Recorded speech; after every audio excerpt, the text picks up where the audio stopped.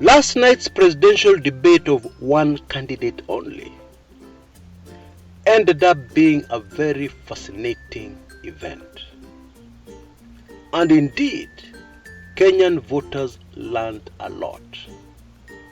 And while supporters of the deputy president are very busy going all over the place, telling us how the deputy president performed so well, performed perfectly, performed beyond expectations, the truth, for those who want the truth, is that it was not like that at all. In fact, it was the very opposite. Because those young Kenyans who have heard many stories about the deputy president but didn't really know who he really is,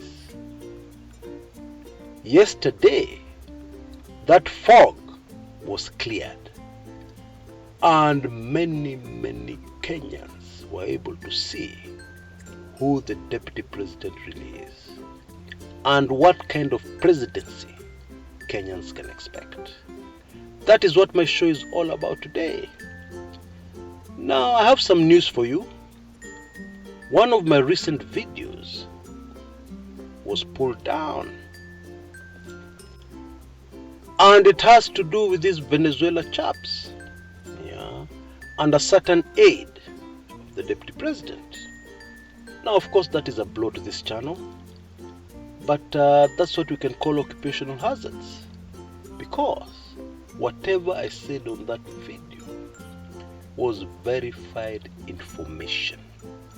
There are no rumors or hearsay on that video. Na watu wakaenda kwa wazungu and they complained, and that video ikatolewa. Kwa hivyo kwa sasa huyo mtu ameshinda, lakini tunajua the truth is stubborn, and in the end the truth always wins. It may take a long time, but finally one day the truth will come out. And so I'm looking to you, my fans and supporters, to help me recover from that major blow. For starters, make sure you don't forget to like this video. That increases its reach. More people are able to view it. And of course, that is a great help. Thank you so much in advance. Now, I announced to all of you some time back about how some characters linked to UDA were trying to trace my location. They were making very spirited efforts to trace my exact location. And I posed the question, why would they want to do this?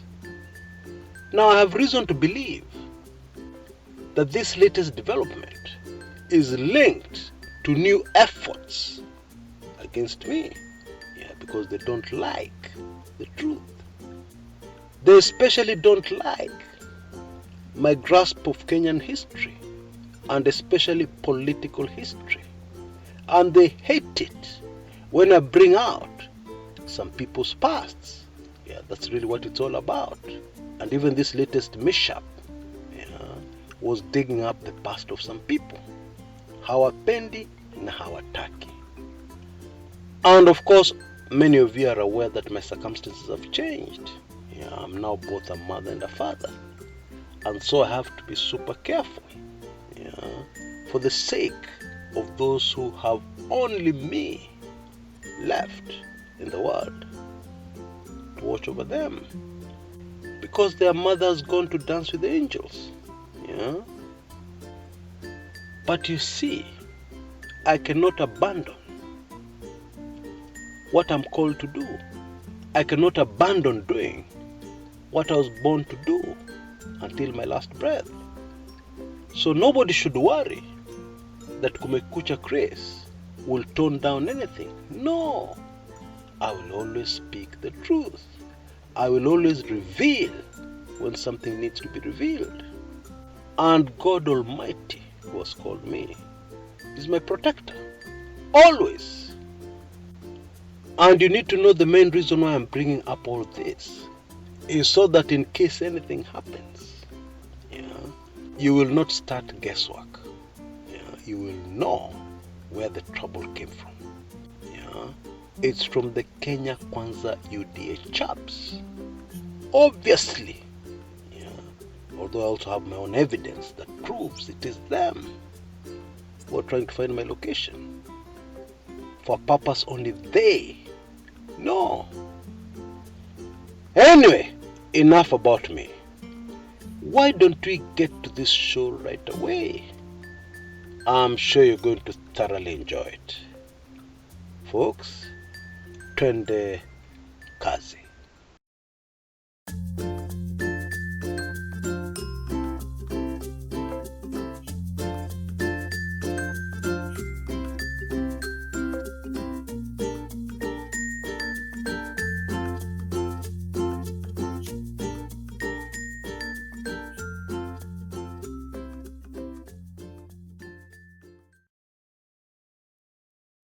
If there's one thing I'm certain about concerning last night's presidential debate, it is the following. The Deputy President regrets having attended. If it were possible to go back in time, I am certain the Deputy President would opt out. And for many reasons. For starters, the Deputy President was very nervous, uncomfortable, right from the beginning until the end. It was like a grilling by detectives, as far as the Deputy President was concerned. And you know, something has emerged very clearly during these debates. The media prepares itself thoroughly. Just as the candidates prepare themselves, the media too prepare themselves. And I believe they get questions from all their colleagues, compile them. Because at the end of the day, we want to know why you believe we should vote for you as a candidate. Period. It's not personal. And the media, in my opinion, captured perfectly the concerns of Kenyan voters. You know, many Kenyan voters don't really know the Deputy President, but they've heard many stories. Some of those stories are hard to believe. I know. Yeah. Although for those of us who are there, we know better. In fact, those stories are nothing. I could tell you stories about this presidential candidate that will cause you to lose sleep. Anyway, the media captured perfectly the mood and the concerns of the voters. Kenyans really wanted to know more about what the Deputy President, what Mr. William Samoei Ruto is really made of. What kind of a person is he? Away from the rallies, where he's usually attacking other politicians and talking about their shortfalls and how they sabotaged his moves, etc., etc. And in my opinion, the real William Samoei Ruto came out very clearly for those who cared to observe carefully, even without the ability of reading body language. Is it propaganda and being unbalanced to say that the Deputy President speaks from both sides of the mouth? That is the master of doublespeak? That he contradicts himself all the time? Is that propaganda? Is that lies? Because the long and short of what he told us throughout the 90-minute interview, answering various questions, is that he would have done a lot better had he not been frustrated, sabotaged. He'd have had much more to show had it not been for the handshake. Yeah. I find it super fascinating that most of the fact-checking posts I've seen online are always about an Azimio candidate saying something that is not factual. I have never seen any fact-checking on the Deputy President. Correct me if I'm wrong. or if they actually exist, they are very few. And yet, a lot of what the Deputy President says, including what he told us last night, is not factual. For instance, he said that the Jubilee government achieved a lot before the handshake. Yeah, when he was part of it, when he was influential. Is that true? Well, the cold statistics tell us that President Uhuru Kenyatta achieved much, much more. Some people say 3 times, some people say 4 times more during his second term than he achieved during his first term, when William Samoei Ruto was his powerful deputy, was actually his partner, because they shared government 50-50. But you see, Kenyans need to understand that William Samoei Ruto is a student of Kanu politics. And Kenyans also need to understand what Kanu politics means. Kanu politics is a politics where you're always right. It is the politics where there's no protocol for being in the opposition and recovering and making sure you get back to government in the next election. Yeah. Otherwise, if Kanu had such a protocol, then what happened in 2002, 2003 would not have happened. Kanu would have come back in a big way in 2007, but they didn't. Kanu, the great national party, the powerful national party with tentacles in every corner of the country, virtually vanished. What we see today as Kanu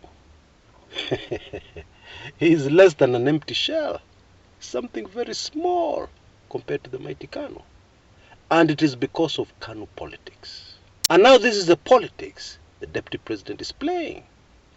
So you need to ask yourself, what future for the country called Kenya? You need to ask yourself as a voter, do you really want to take us back to the 80s and 90s? The way Kenyans suffered? Is that really what you want? In your excitement? Or perhaps in your bid to punish President Uhuru Kenyatta? Something that I totally don't understand.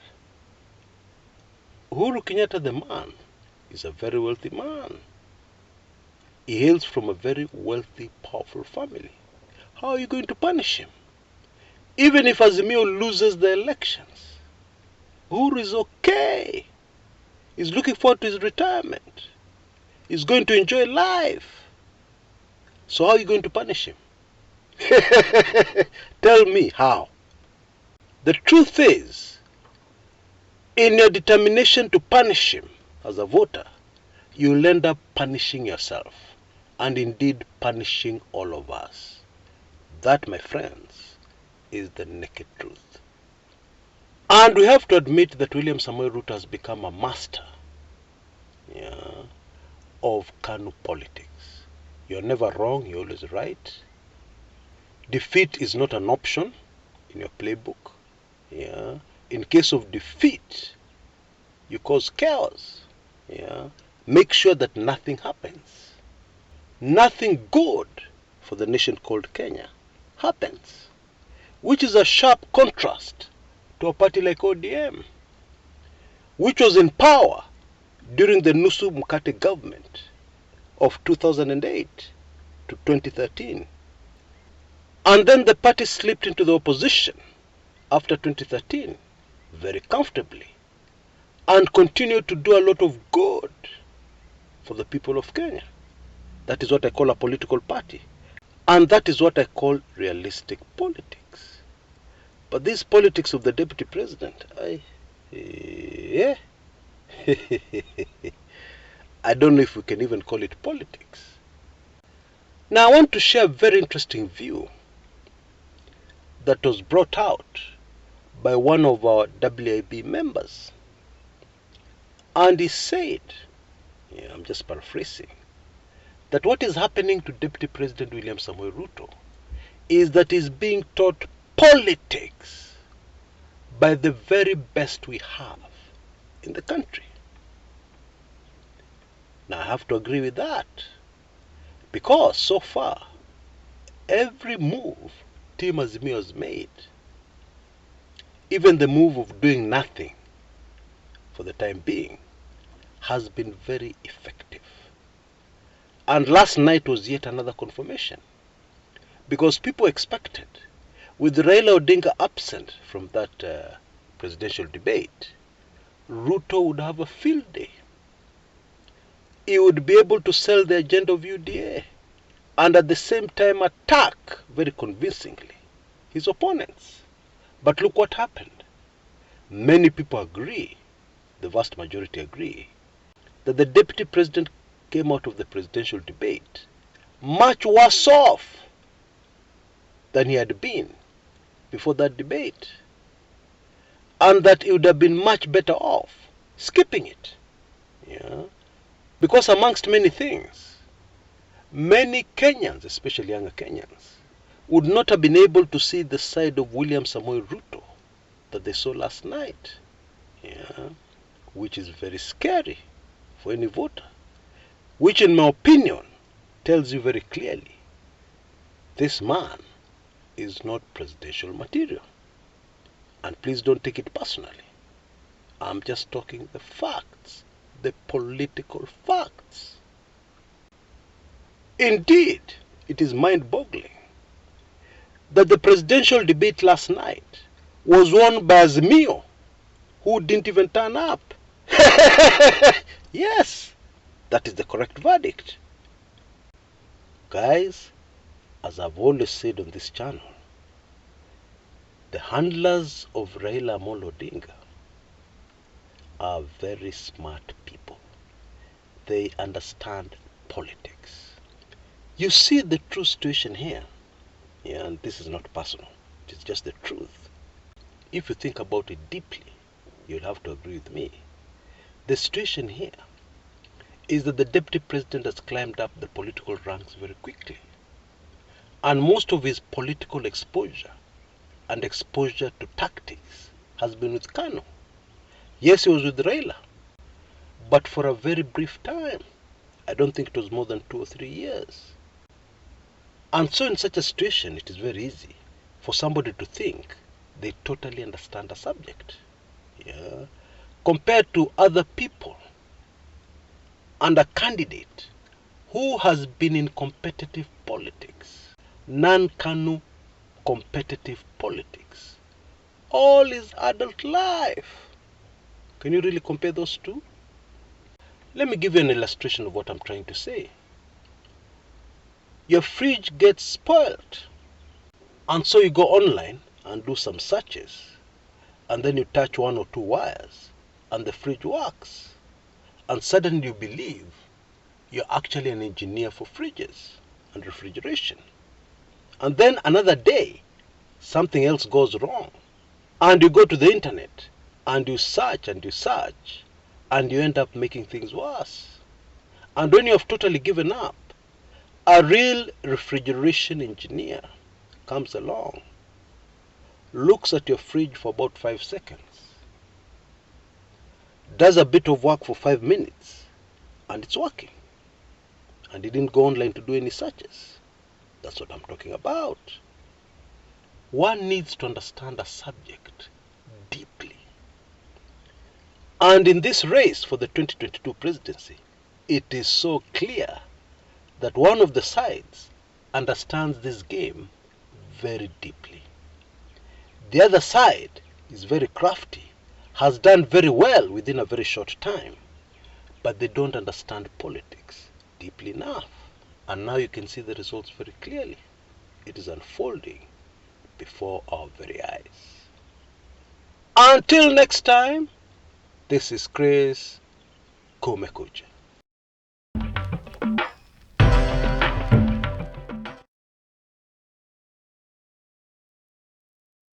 Now, I've covered in these WIBs before the story about intelligence officers being dispatched from Kenya to all corners of the world, but more specifically to China.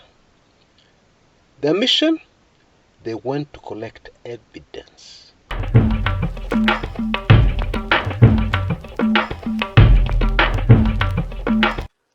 According to impeccable sources, this problem started when it was brought to the president's attention. This happened, according to my information, around mid-2016. Rather, that is when the signs of a strained relationship started appearing. The information was most probably brought to the attention of the president much earlier than that. Let us say early 2016. And at the time this information was brought to his attention, it was clear that the president was in a very vulnerable position.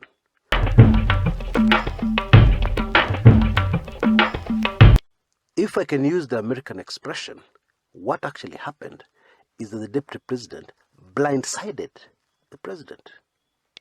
Now it is important to remember, those who take careful note of what is happening in the country, that around mid-2016, a man called David Murathe came out with a rather strange statement, which many Kenyans ignored.